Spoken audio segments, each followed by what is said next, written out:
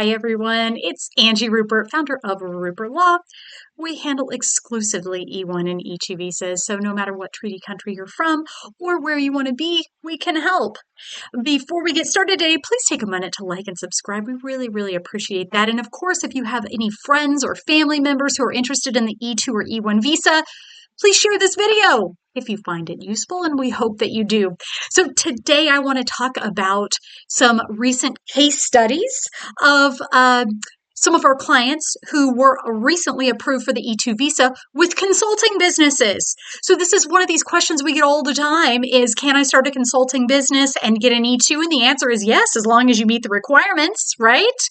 So I wanted to talk a little bit about some of these recent clients who have met the requirements according to the consulate. Now, as you know, there are no guarantees in the world of immigration and anyone could be denied, but the reality is most of these people that we're going to talk about today had a lot of the same things in common. You're going to start seeing a pattern.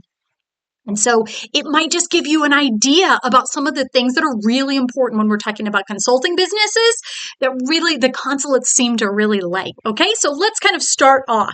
So our first client is Australian and he applied in Melbourne. And his business was described as a company that gives expert advice on matters such as trade strategy, trade negotiations, economic integration, and more.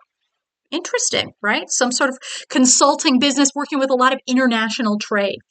Again, he applied in Melbourne. He invested $107,000. He had, at the time of application, 1 part-time employee and 2 contracts for future work. So they'd already signed a couple of contracts, and as soon as he got that visa, he was able to come back to the United States and start working on those contracts, right? So he was approved with a consulting business. Let's take our next client, who is a citizen of the Netherlands, and she applied in Amsterdam. Her company was described as a company that provides pediatric sleep counseling to new parents. Very intriguing, right? This was one that was new for me. I had never heard of this type of business, but after learning a little bit about it through our client, it is a growing industry. She invested $101,000, applied in Amsterdam. At the time of application, she had offered a position to a U.S. employee, and she had 4 letters of intent to do business, right? These are companies that wanted to her company to come and offer these services from corporate clients. Right? Interesting. These corporations were asking her company to come and be a benefit for their employees who were new parents. So these were larger contracts. These were great. Actually, it wasn't contracts. They were letters of intent, but these were really great letters from 4 different companies saying, hey, we want your company here to be a benefit to our employees and do all of your consulting work here. So she was approved in Amsterdam. Then we have our Canadian client. He applied in Toronto for an E2 visa. He was actually, prior to filing for the E2 visa, he was here in the US on a TN, which may apply to a lot of you if you're Canadian or Mexican, of course. Those are special visas for our Canadian and Mexican friends. But he was currently here on a TN visa. He ended up going back to Toronto, doing an interview there, getting approved for an E2, and then coming back to the US to run his business.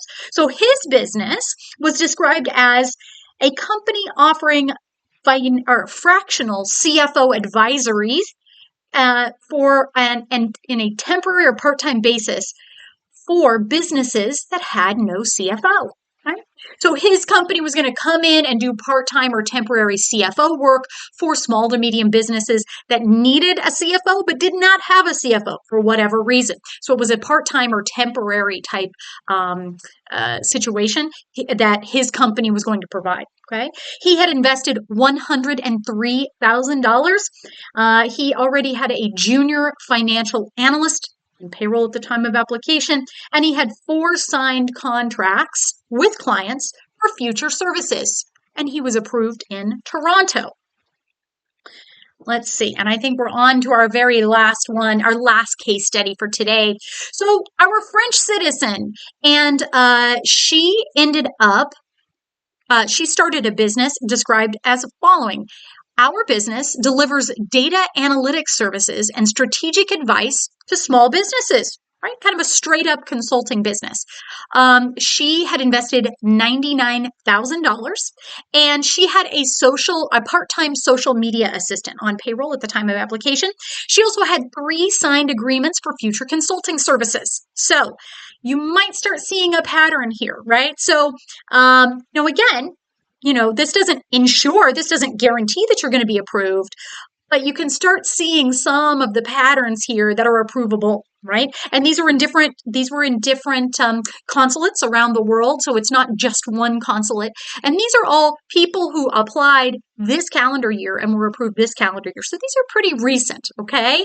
And we've got a good sampling, different types of consulting businesses, but you can kind of start seeing the patterns. But that said, I'm sure you have an amazing idea for a consulting business, and we'd love to speak with you about it. So if you have any questions about the E2 process for your consulting business, please call anytime. We'd love to speak with you about your E2 visa.